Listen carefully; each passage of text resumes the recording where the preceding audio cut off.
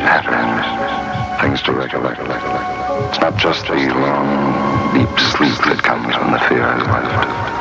The cold is felt, the slipping away of feeling is noted and then succumbed to. The mind functions. Time is distorted, jumbled, telescoped, accordion, but there is a sense of time even so. And I remember things. I remember the way it began. I remember the way it was in the beginning.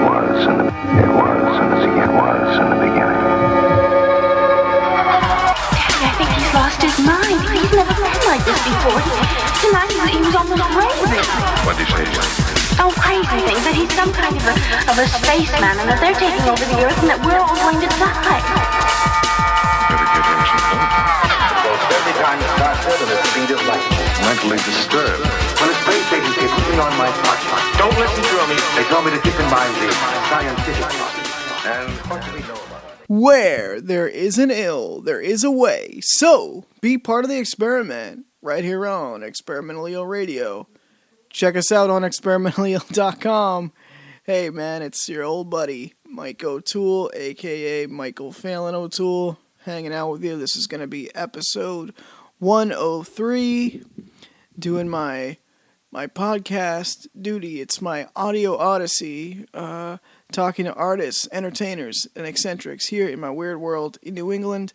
And where did all this the whole show kind of come about, if not from doing the Experimental Eel Film Festival?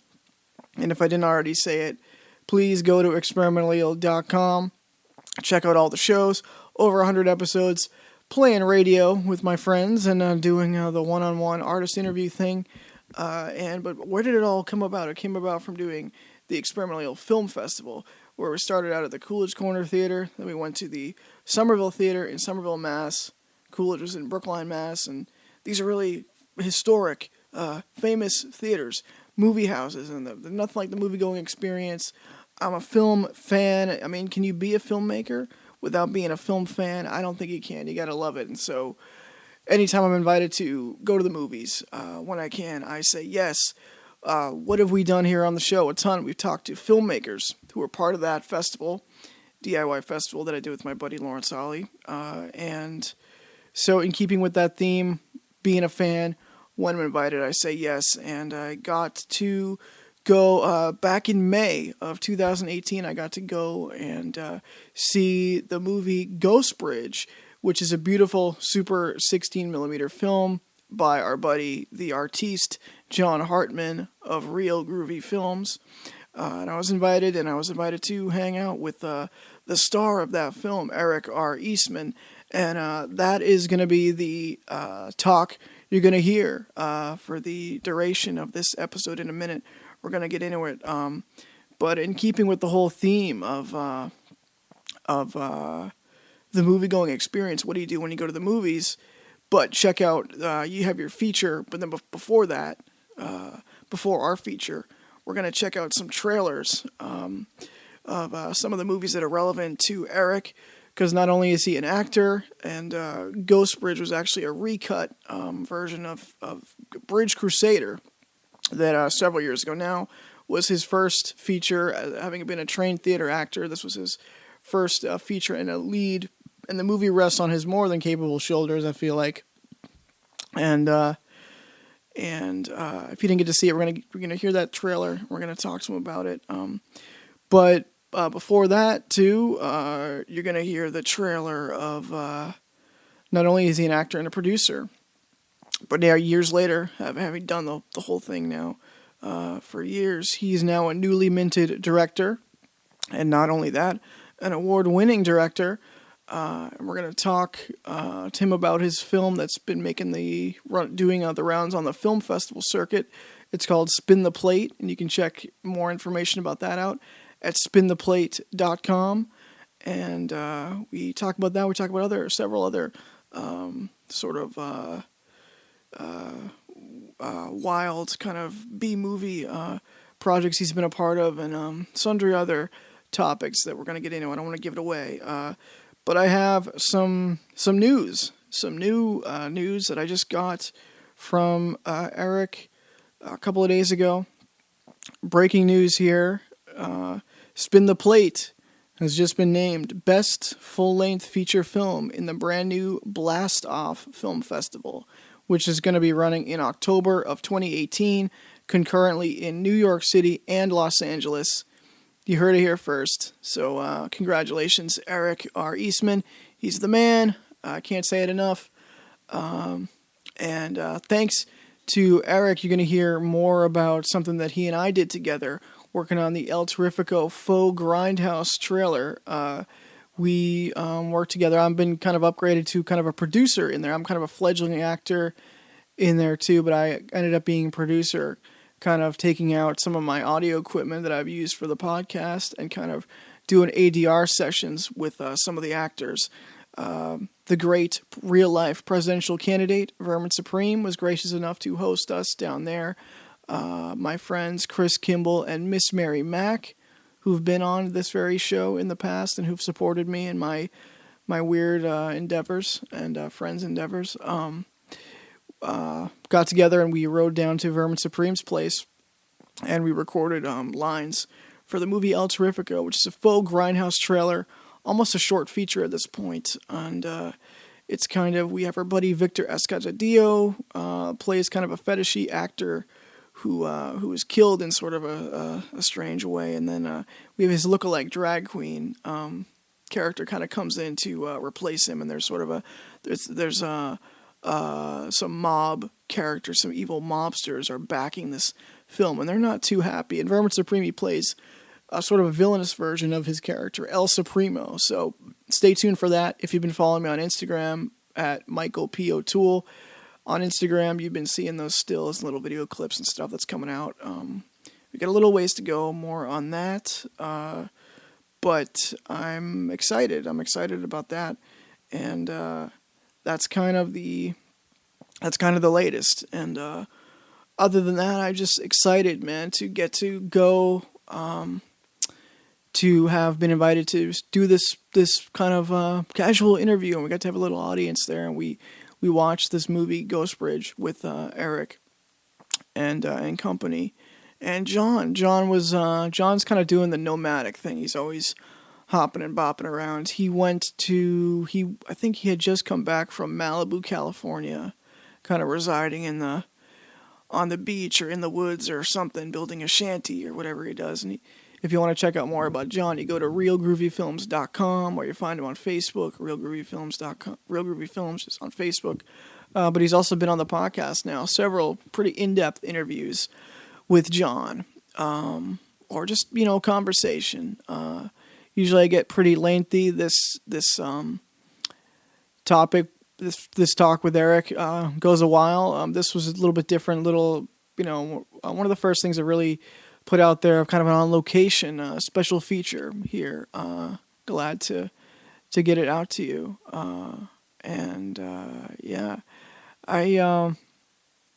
I think to be invited, and we got to go. This was back at the Somerville Theater, where I had done several of our experimentally ill film festivals, taking DIY independent films, gluing them all together and presenting them with my buddy Lawrence Holly and our friend the great Quincy Briscoe, who people would know from WBCN, the alternative rock radio station here in Boston, and that just brings back a lot of memories. So to get to go and be invited, and of course I said yes, checked it out, knocked out a podcast. And I think that's kind of the thing now, is to knock them out where and when I can. I always love to, though, when I can do the real sit downs. And I think this is gonna get a real taste and a real treat here to get what we got. I'm proud of it, and I enjoyed it. And we did kind of congregated around the Museum of Bad Art. They have a Museum of Bad Art exhibit at the Somerville Theater that's right outside of that particular movie theater. And I think that really kind of sets the scene, sets the tone. We had Matthew Martino was there, who was an actor, plays a small part in Ghost Bridge. He plays Sir Michael, I believe, one of the knights, because Ghost Bridge is about kind of you have Sir Eric. We have Eric. Eric's character, Eric, who's a biker, kind of an artist type, kind of based off of our buddy John Hartman, who's an eclectic artist who, draws and sketches, and also you'll see him doing some music there, playing on the guitar, and he also does some filming, some Super 8 filmmaking. This character does, clearly based on John. I think John had sort of initially kind of cherry picked him for the role too. Not only this great training and really committed to the cause, as we'll talk about. He also kind of had a aesthetic resemblance to John. Long hair, the beard, that whole bit, and I think that helped him as well. And it's sort of become this years-long now, collaboration. And Eric is also, of course, in the El Terrifico trailer, and some are also in the feature-length piece that John is doing, Super 8 film and also Super VHS video spliced together, and that is the feature is The Shackling, also starring Victor and myself in a bunch of weird bit parts. Really doing some far out character acting, and Eric's in there, and Eric plays the fixer, and he in El Terrifico, and who is kind of like El Supremo, the bad guy, Vermin Supreme's character. He's kind of like his enforcer, who eventually, of course, ends up switching sides. But you'll have to stay tuned for that. Keep it locked. Find Real Groovy Films on YouTube, and stay tuned. Michael P. O'Toole on Instagram again. I think you're gonna dig this one. Thanks to Eric. Congratulations again. Check out Spin the Plate. We'll talk about that too. Ghost Bridge, man. It's almost like a romance novel, really. And again, you'll hear more about it in our talk. And I mentioned Matthew Martino. He was there to support the movie, but also he was doing some video and kind of some behind-the-scenes stuff too for us. But this is the official release for me for this show, and the Experimental Eel edition, if you will. And so check it out. And thank you. Congrats, man. Congrats to that cast of Spin the Plate. A little more serious topic. I think Ghost Bridge is kind of like a romance novel, really. I don't know if I said that already, but yeah. So we're gonna just keep on plugging away. I think Spin the Plate. Heavier topic. Romantic comedy, but sort of heavy topic in there. Heavy material that's really touching people. So congrats to the cast and crew of Spin the Plate, and congrats to Eric R. Eastman. And let's get into it. Let's check out those trailers. I've got some special oil. Oh, Juliana. No, Daddy. Come on, honey. No, Daddy. Tyke. What did you say?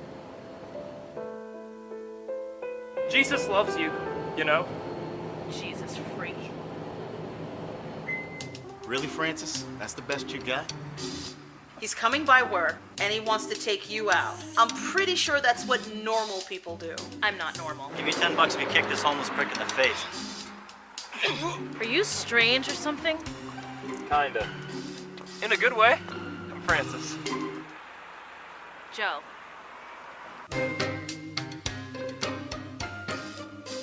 So do you have any brothers or sisters? No. Have you ever thought about legal action? How many incidents in all would you say? 128 times. If your father was in Florida with your mother on Easter, how could he be in Belmont raping you the very same day? Francis, you know you have to tell her. I will, when the time is right. The $5 million that we need is going to save tens of thousands of lives. We can fund you. Well, thank you. You liar!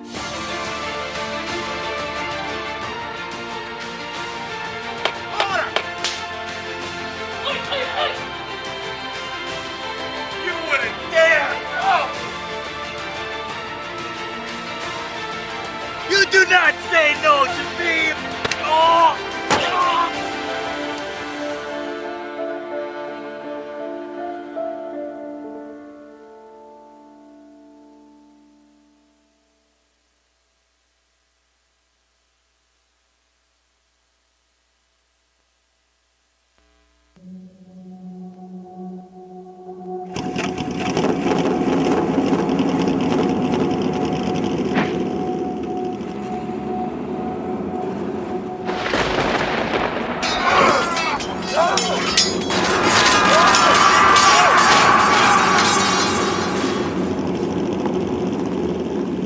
As the years drift by, as the lifetimes pass, our love binds us always as soulmates. She's stuck in the astral world.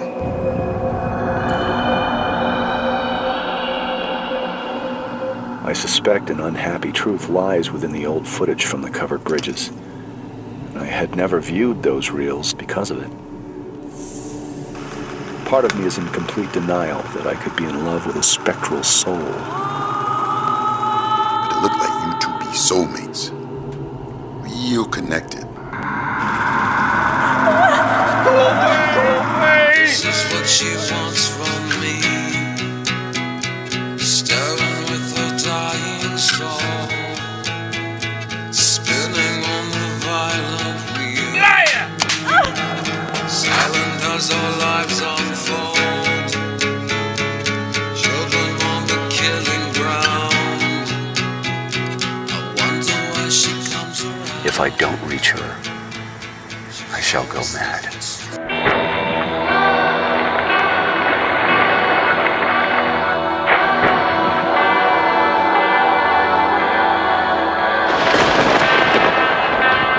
Until she be free, you ain't gonna be free either.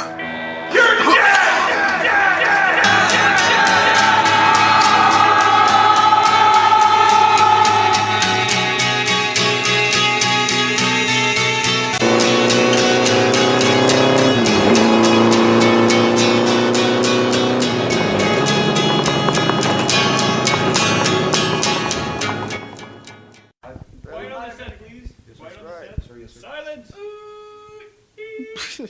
Camera rolling. Recording. Oh my gosh, it's a whole sound production. Don't waste my time. Good sound speeds? We do. Ready to go? Hey, what's up, everybody? This is Mike O'Toole with ExperimentallyIll.com. We're here with the man, Eric R. Eastman, actor, producer, director, and we're here at the Somerville Theater on location, Somerville, Mass. May 17th, 2018. We just checked out Ghost Bridge by our buddy auteur, the artiste, Mr. John Hartman. And My name's John. I know, thanks for helping out. Got a little audience here. John Arturo. That's right. So what do you think? Have you seen this? It was originally, I guess give us I'll let you give a little bit of a backstory, but this was Bridge Crusader, an earlier film. Well, yeah. And this was kind of recut.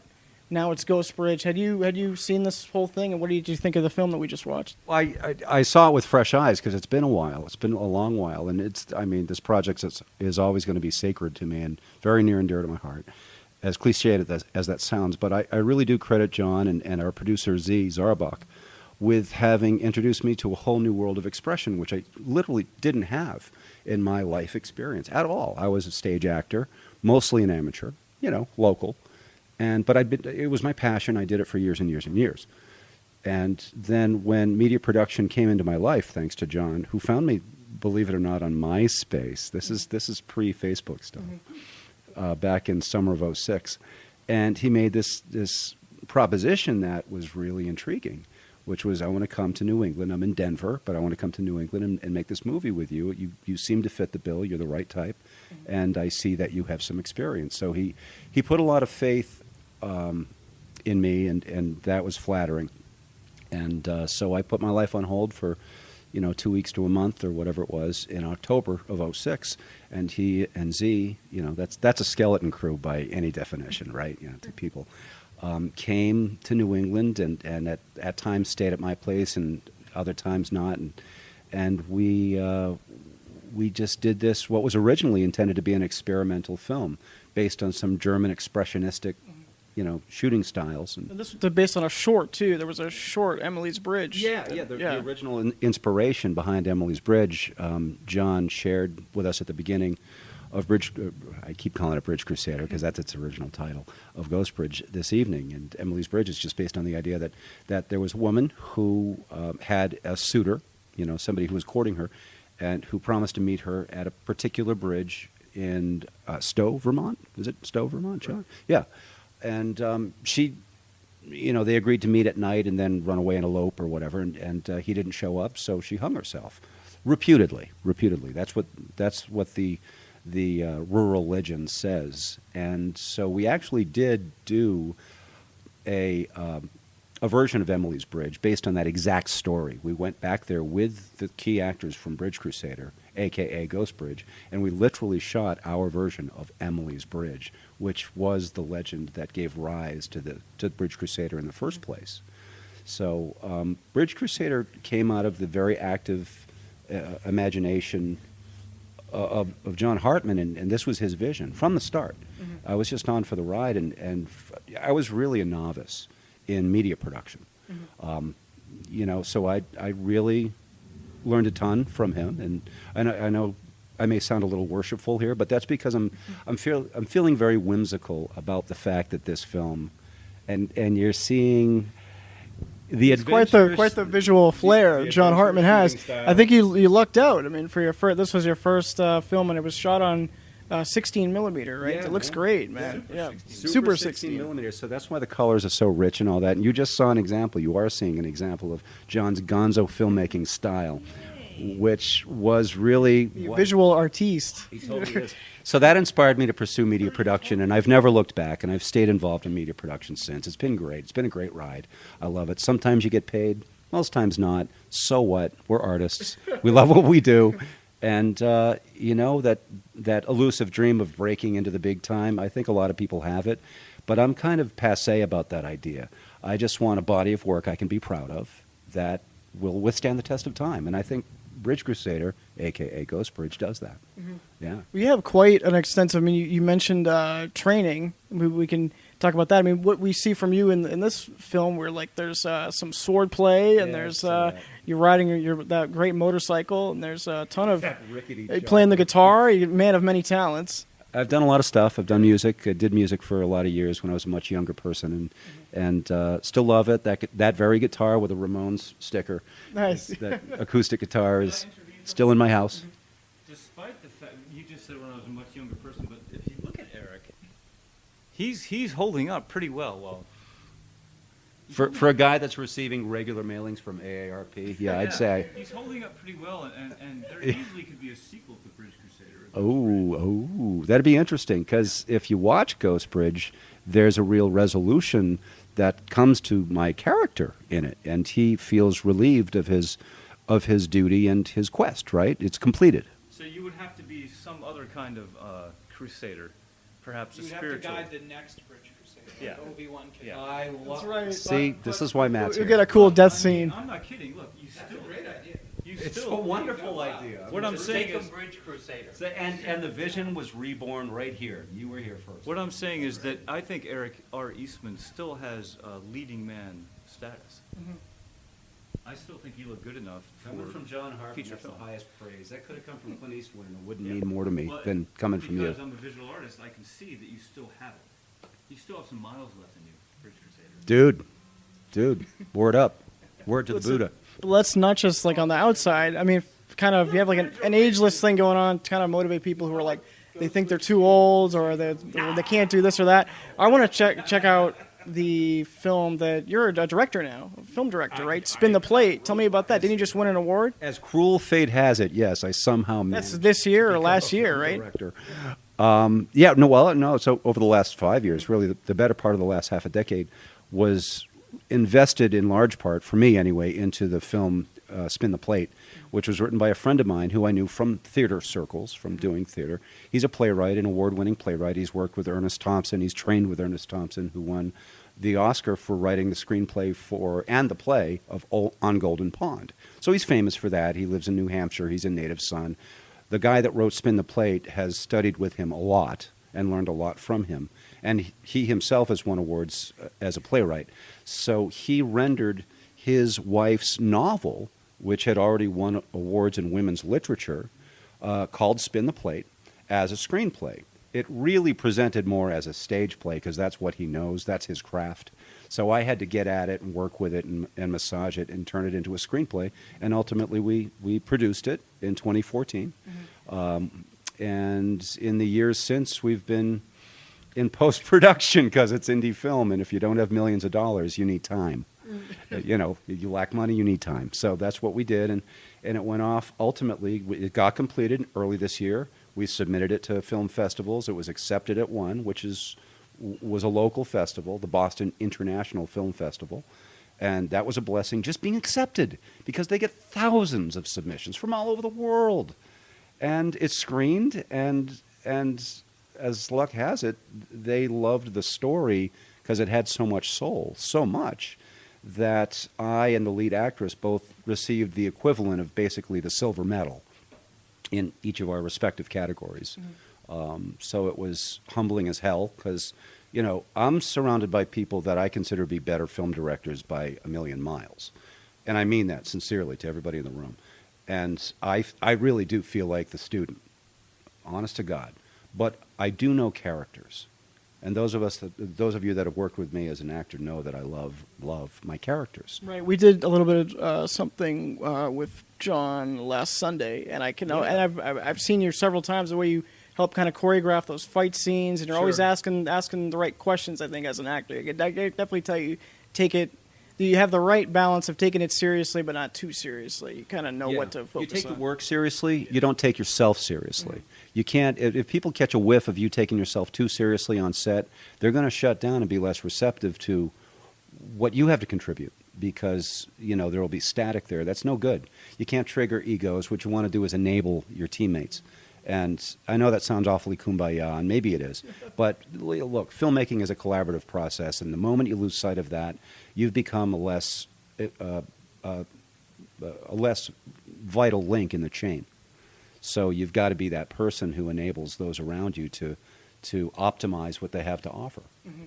So, bring out the best in other people. Yeah. Let people know a little bit about like what Spin the Plate is about. The plot of that. It's kind of some kind of misfits that meet each other, right? Well said. Well said. Yeah, it relates to what we're doing here. Kind of like connecting the outsider artist types, eccentric artist crowd. Well, it's people that meet each other. So it is a rom-com, but it's a dark as hell rom-com, and it's based in Boston. So Boston is really the third major character. So for me as a director, the film in general was an homage to the city of my birth, Boston. I was born in 1963 at Boston at Mass General. And I always grew up in the environs of Boston, in the suburbs. So it's my city. And so for me, it was a love letter to Boston, number one.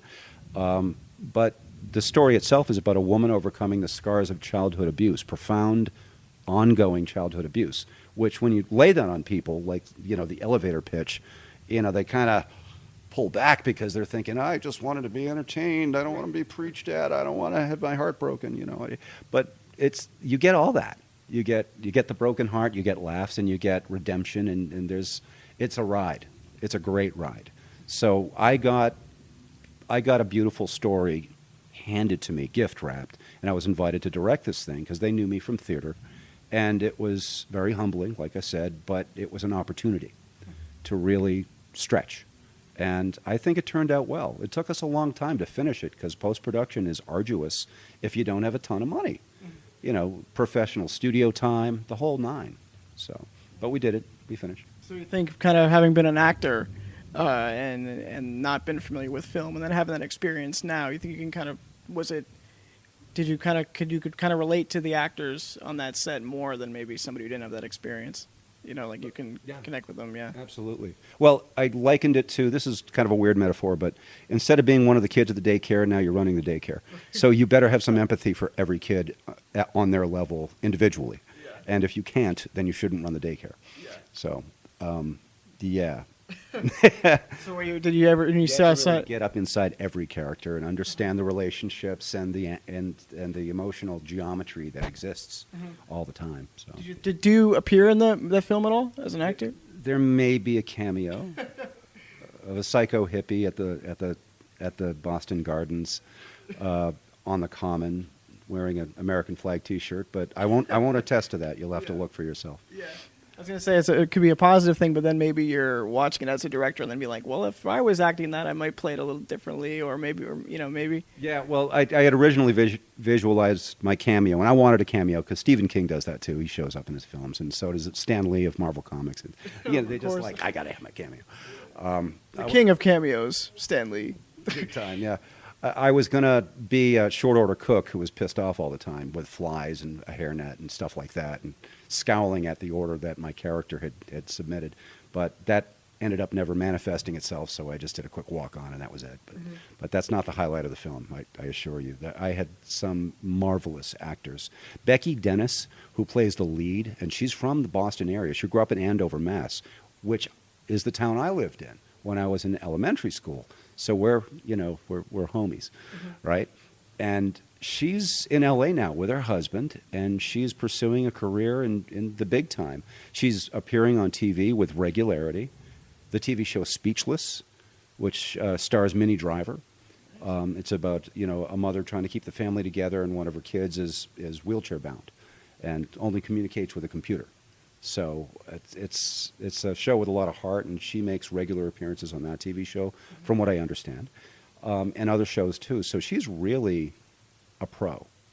And Becky brought it on set every single shoot day, and there were about 38 shoot days. And she was always on point, on time, in character, and ready to deliver the emotional context accurately. So she was the most reliable. She was a dream come true as an actor to work with. I learned from her about professionalism and preparedness. And her character in that film, doesn't she experiences some sexual abuse, right? Is that that's in her background, or maybe we see that in the film? Yeah, yeah. Correct. So that's something pretty intense to have to bring, as an actor, right? Super intense, yeah. And she's contending with that burden and with those inner demons in her daily life. She's just walking to work, and memory number 39 pops into her head from one of the many incidents that she can't get out of her soul, right? And we literally had to film as tastefully as we could, as sort of a montage of what those incidents were like. And we had a young actress, a juvenile young lady who's very talented, named, was it Nubia is her mother's name, Sarmiento is her last name. People of Latin descent, so it was great because I could speak Spanish with them on set. That's right. A couple of different languages, right? Well, so Spanish, yeah. And I was able to communicate with the parents, and it was a very sensitive matter because we're filming some tough stuff. I would think too, like you kind of said, as an independent film, my thought would be like, man, yeah, not only like it's a tough sell, that kind of content, but now you have to like, how do they deal with, in the bigger productions? How do you kind of deal with like, hey, parents, we're going to bring in your young actor. Yeah, but I mean, we really had to do it tastefully, and God bless him, the marvelous actor that we had playing the dad. He brought so much sensitivity to the role and made him three-dimensional and not just this abusive monster, and that was really great.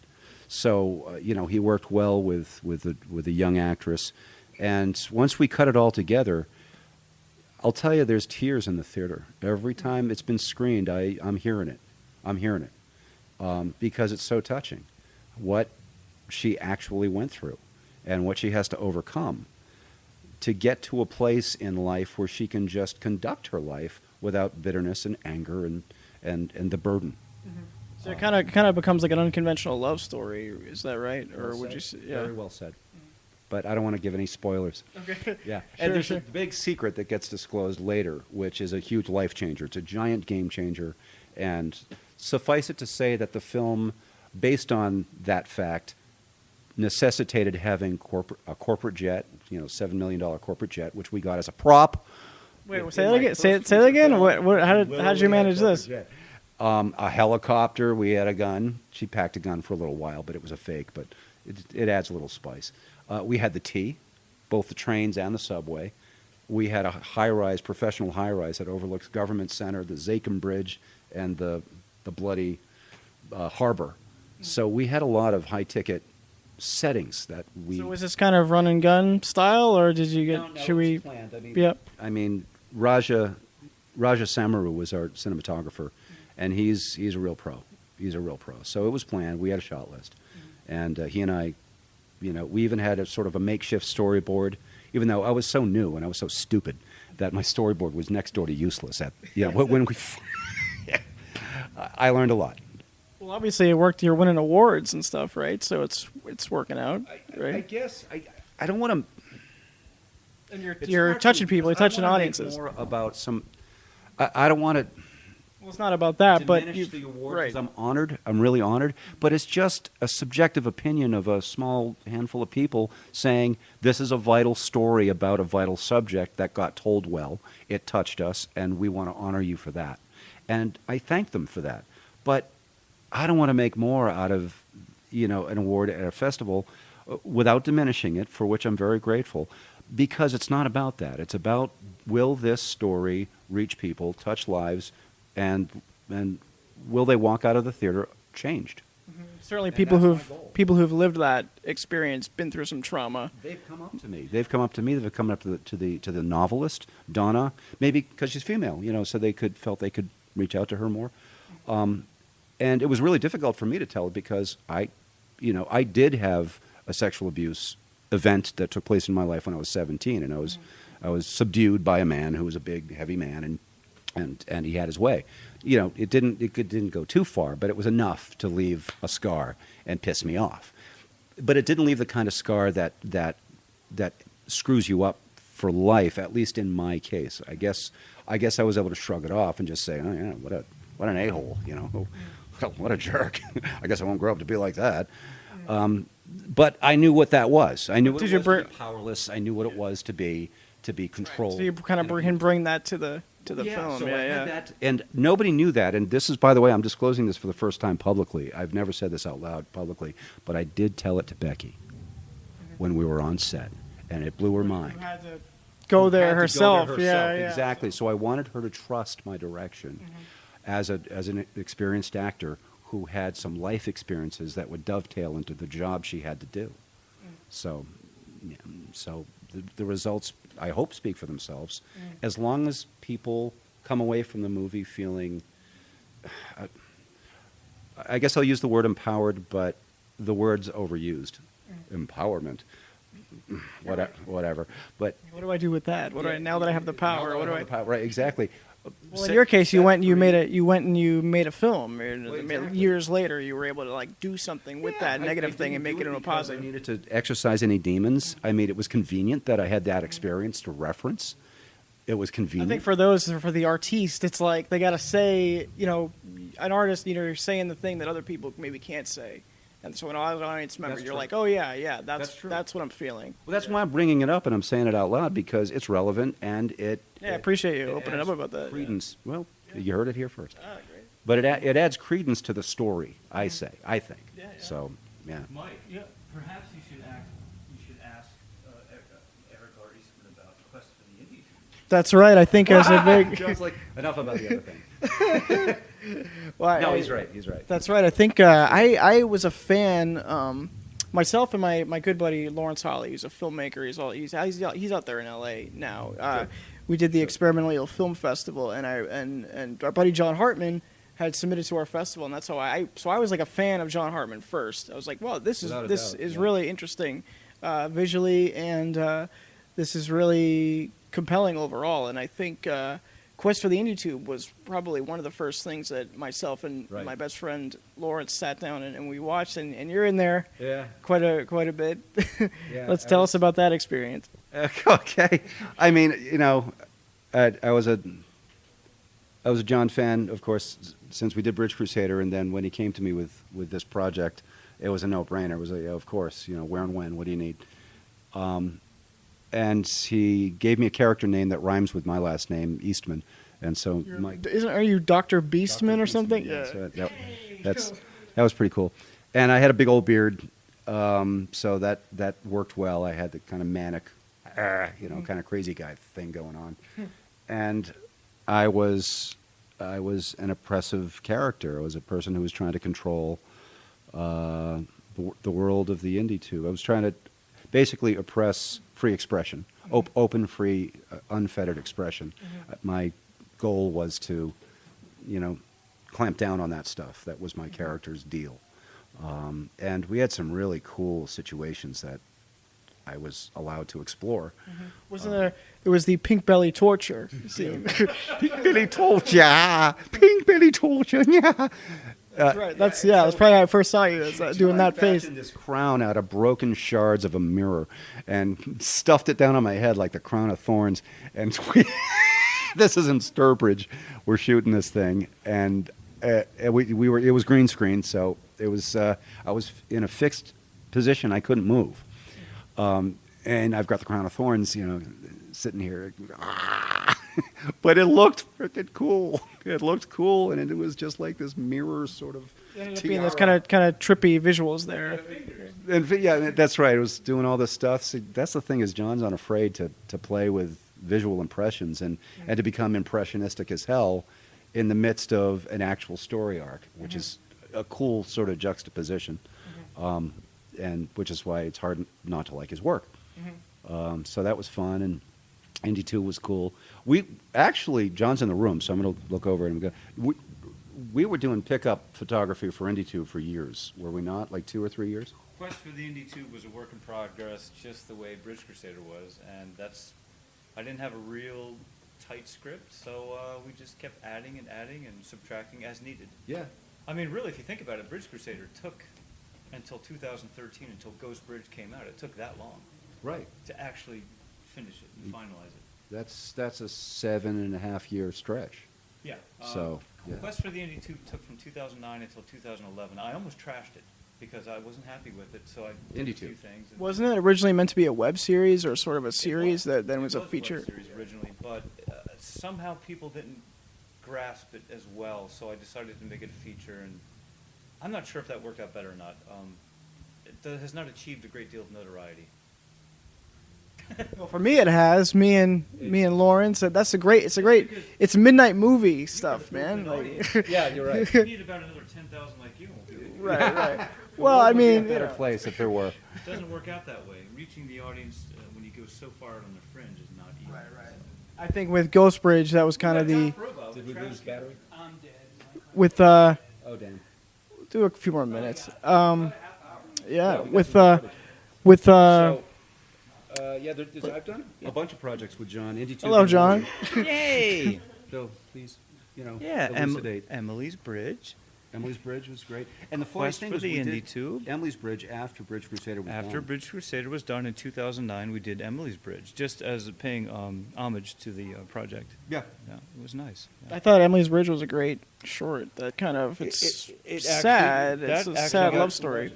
Now, you know what? It is a legend. It's an urban legend, and that's why it was selected to the Hungarian Super 8 Film Festival. It was actually selected because it's a popular topic. And it was an in-camera edit. And if I was smart enough, Bridge Crusader would have been about Emily because there was a built-in audience. But I wasn't smart enough. Just sort of based on that. Up.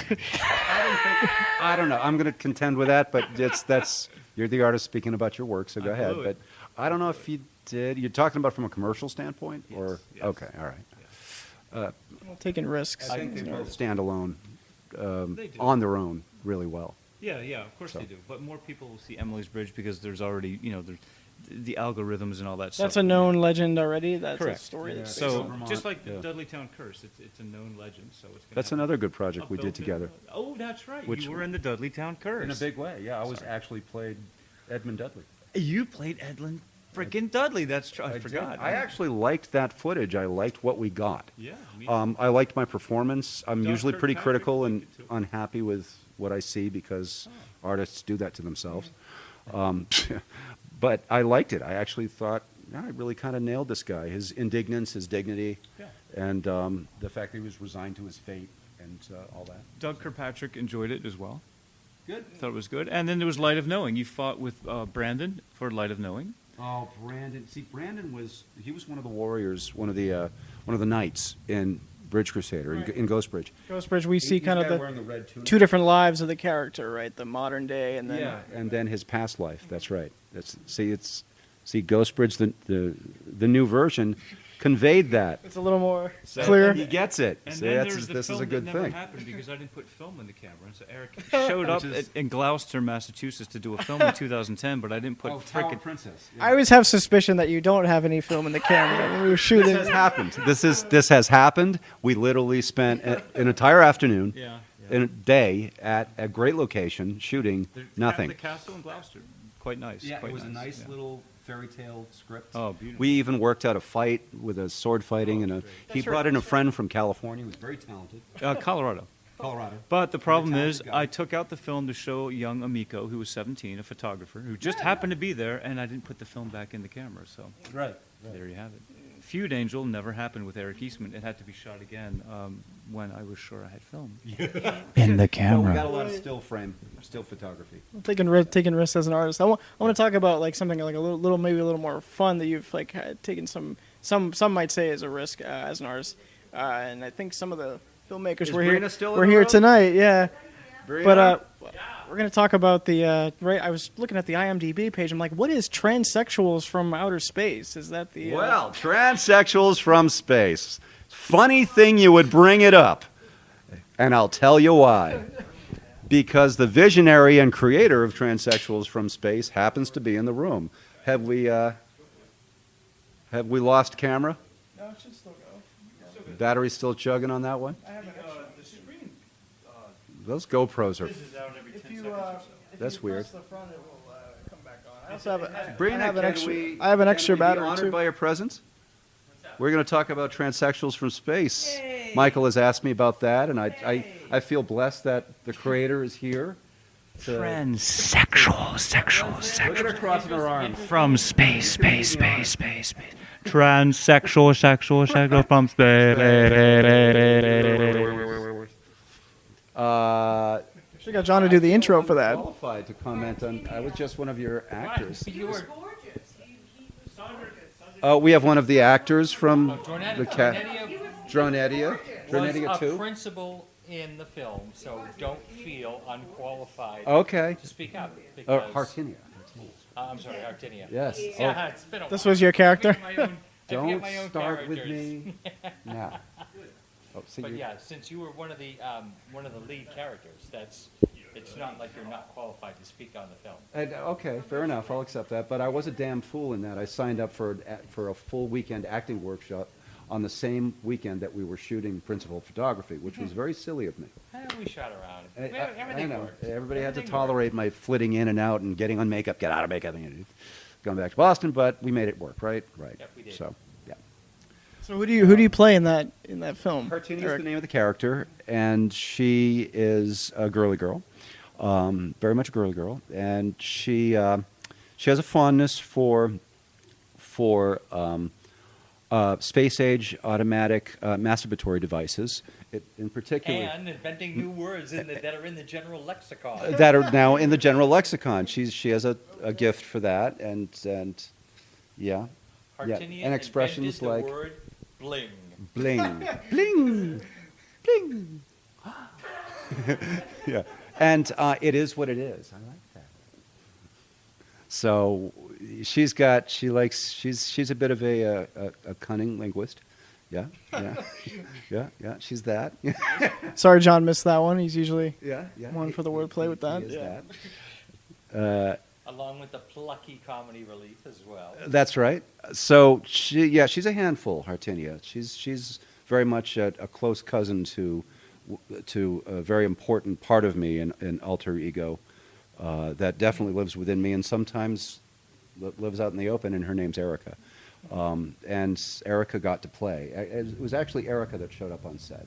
And This is true. It was she that So stepped fully in this other personality. The bomb. Ah! It just made it helped to make the whole character complete. Yeah, there's a lot of hair. We have this this classic house, the Toll House. The Toll House, which where we they made the cookie. Where the Toll House cookies that made them famous. Yeah, we shot in the Toll House, literally. Where is that located? It's in Whitman, Mass. Yep, South Mass. So we literally shot Transsexuals from Space in the Toll House of Toll House cookie fame. So there's a little anecdote for you to chew on there. So do they kind of offer you this role knowing kind of your background, or? Brina wanted to throw me a challenge, but she also, I think, wanted to throw me a bone. Yeah, Eric wanted more film credits because Eric was known for his theater work. A good background in theater. And the macho stuff. Yeah, and You know, Eric always said, I'm looking for more theater work and More film work. more film work. And Eric, by the way, is one of the only actors I know that can do a 90-line monologue in one take. I That's your would have resume. Such a difficult time myself doing that. I would have to be camera cuts back and forth after every 15 lines. It's all the but theater. Eric did. What was the what was the film that you did? The Atomic Brain Invasion. Oh yeah. With the 90-line monologue. It was amazing. That was a funny bit. That was it was funny, and I was just Yeah, really that was all memorized. drop dead that one person can do that in one angle. Try doing It some wasn't- Shakespeare. It wasn't. Richard Burton could do it, but that's about it. Well, this is I'm cross-trained because I've done a ton of Shakespeare. So I mean, you And learn it these. wasn't- Yeah, I could definitely get that vibe from the classically trained actor. ton of it. Yeah. It was But it's- one camera angle. It wasn't cut. So it How was long did it take you to- 90 lines Did you? in one camera angle. Yeah. What's the trick to memorizing? It something was a like one that? take. Yeah, it Did was. you practice, or was that a cold read? Well, I wasn't reading, so no. Of course, I had to memorize it. So, yeah. But And did you practice delivering that prior to the shoot? yeah. But you delivered it on set in one take, which doesn't happen that easy. No. It's at Yeah. 90 lines with one camera cut. You can imagine that you can always dub it if you move the camera, get a couple of angles.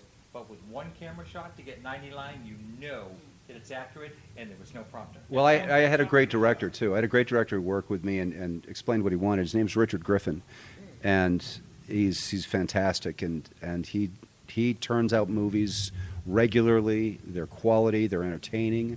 They're audacious. They're over the top, and people like them. And What was he this gets for? distribution regularly. So and then the thing is, he finishes and he gets it out there, and that's what one of the things he's known for. Yeah, Ted Marr and Richard Griffin. Atomic Brain Invasion. That's Atomic another Brain one. Invasion is the name of the film. Best indie films I've ever seen. And it was just so, it was an over-the-top sort of homage to, the aliens attack genre. Nice, so like a of, B the movie kind of. 50s and Yeah. 60s and stuff. Totally B movie, but right down the line. Nice. Elvis is in it. Dead or Alive. And you've got people at the sock hop, and you've got it's like got that 50s vibe. Yep, take me to your leader. Take me to your. We want the Elvis. It's just funny as hell. He's done a lot of them. Disco Exorcist. He's done none of that. Then the list goes on and on. It was really an honor to work with him. By the way, I'm not blowing smoke there, Richard. You're putting tops in. So how did you audition, or did you? He knew my work because I'd gone to a bunch of actors' workshops in Providence, which is his backyard, in the late 2000s, and got to know a bunch of people there. Sarah Nicklin and Mike Reed and Brandon Lewis Aponte and Chris Ferrara, Ruth Sullivan. A lot of great actors really came out of that neighborhood, and have gone on to do great things. Really great things, going off to L.A. and New York and all that. And Richard and Ted still churning out great movies right out of Providence, as far as I know. So I want to go back a little bit. Like, do you mind talking about kind of how you discovered some of the stuff that we said with the Transsexuals from Space? How you kind of discovered that about yourself? Some of the how did I discover what you brought to the role, kind of? Oh, okay. Well, I mean, in the early 2000s, I had explored cross-dressing very, very devotedly for a while there. It just was a time in my life when that person needed to emerge. And if you ask each person that explores that part of themselves that is transgender or is fluidly has fluid gender inclinations. Everyone's got a different story, and they've got different reasons, and they've got a different path, and they've got a different timetable. And it just was a part of my timetable at that time to allow that person to emerge and find full expression. So I did that and was doing it for a few years. During that time period, I met Brina. So that was great, and took some inspiration from the people I met, which brings me back to that overused word, empowering. Right. We're able to find some support there. Well, yeah, totally. Yeah. And it didn't that practice for me didn't last, but that person, and I'm not going to say character. I borrowed from my capacity to develop a character. It wasn't like an actory thing. No, I think it's a combination. I think. Yeah, right. But I mean, I have the capacity to develop a character because I've worked on it for a long time. Yeah. Anybody that practices anything for a long time and you throw in a little talent, they're going to get good at it, right? Say 1,000 hours. Malcolm Gladwell, 1,000 hours at anything. At anything, you'll get good at it. Yeah. I personally believe in 10,000 hours, but yeah. So that skill set already was there, but the truth of that person, that persona, was there too, and was crying for some freedom and for some screen time, so to speak, some air to breathe. So she needed to be given that, and she's never left. But I just feel less compelled to. You've kind of done that. It's to cathartic, maybe. Her. But I will respond if I feel. I did a couple of moments ago. I know this interview is going on quite a while, but Put him on the spot. But I did it a little bit when I was quoting Hartinia. I mean, Erica helped Hartinia's part well.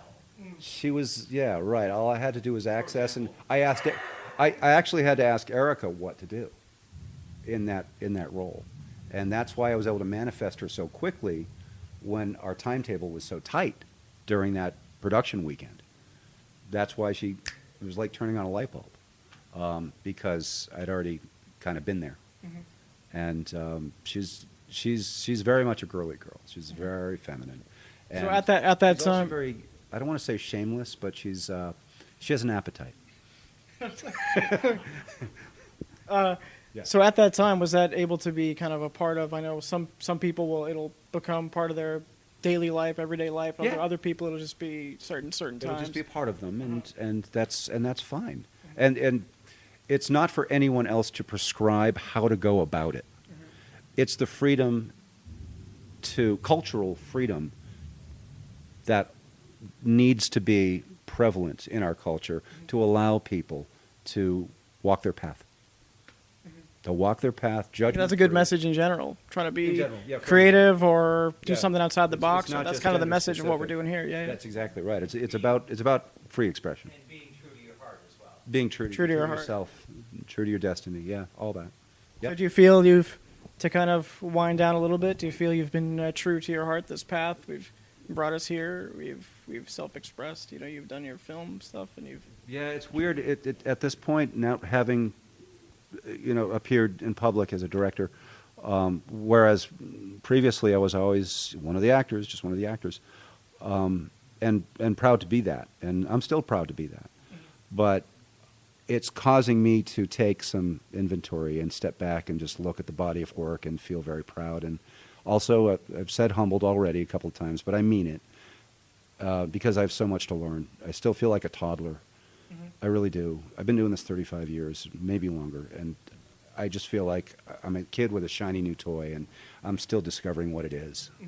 So, I'm just getting started. What did you think of? We can kind of end on the what we did last Sunday. We went to Vermin Supreme's kind of woodsy compound. That's kind of a trip, right? A bunch of interesting characters. Yeah. It's a trip. It's a trip. It's an instant trip. Yeah. No, he's one of the most unique cats I've ever known, and he's the only presidential candidate who merits mention on my ride. Even though I've been a member of a major party and I've been an elected official, state official, and all that kind of stuff, big deal. And I have this prefix, the honorable, now tacked onto my name that I have Now to live up to you're it gonna all the film time. with Vermin Supreme. Yeah, so well, a campaign now- ad, essentially, Where do you extended go campaign. from there, right? Right. But yeah, his bumper sticker is the only one that'll ever make it onto my ride. That's for sure. Yeah. He's a cool cat. Smart. So this is the target we're talking about. We did the El Terrifico trailer. That's And right. of course, John's That's big right. feature, The Shackling. We'll put in a plug, realgroovyfilms.com. REEL. REEL, groovyfilms.com. And on facebook.com/Real I will always Groovy Films. consider that to be a home away from home. The real groovy universe, for sure. Yeah, I think this is the best. This is kind of what it's all about. This is like the final, kind of the culmination. Like, here's the movie on the screen. You know, like here's I love like the experience of coming, and I know it's a niche audience, but it's a little community. We come here and like there's the movie, and I'm sitting there we in made the that. Somerville Theater with popcorn. Like, this is Yeah. what it's all about to me, man. gosh. Yeah. It's a childhood dream. I think a lot of us was born in our youth, because we came up in an age of media, surrounded by media. Making pretend and Yeah, and make believe, but I can do make believe and like appear on this magic tube, Yeah. The the indie tube. And I could really do that maybe someday, and it's happened. It's happened, and you know what I mean. And people are noticing out in the world that I don't know are going, that touched me. Right. You reached. They're me. connecting somewhere. You may not hear from them, but they're there. Yeah. Yeah. So, what more do you want? I mean, yeah, some people make 6, 7, 8 figures doing this. Some don't. Right. I'm in the second group, but I'm still doing it. Right. So's John. There you go. That's the message. You gotta just get out there and do it, folks. Yeah. That's right. So I think that was good. Yeah. Thanks. Thanks, brother. Yeah, no problem. Appreciate it. I think he's lost his mind. He's never been like this before. Tonight he was almost raving. What did you say? Oh, crazy things, that he's some kind of a spaceman and that they're taking over the Earth and that we're all going to die. Better give him some hope. Every time it starts with the speed of light. Mentally disturbed. When a space agency put me on my smartphone. Don't listen to me. They told me to keep in mind the scientific process. And what do we know about our latest man? Better give him some help. Don't listen to him. He's one of us. He's with the advanced unit. Unit? What kind of advanced unit, son? Don't fight them, son. It'll only make it more difficult for all of us. You're mentally disturbed.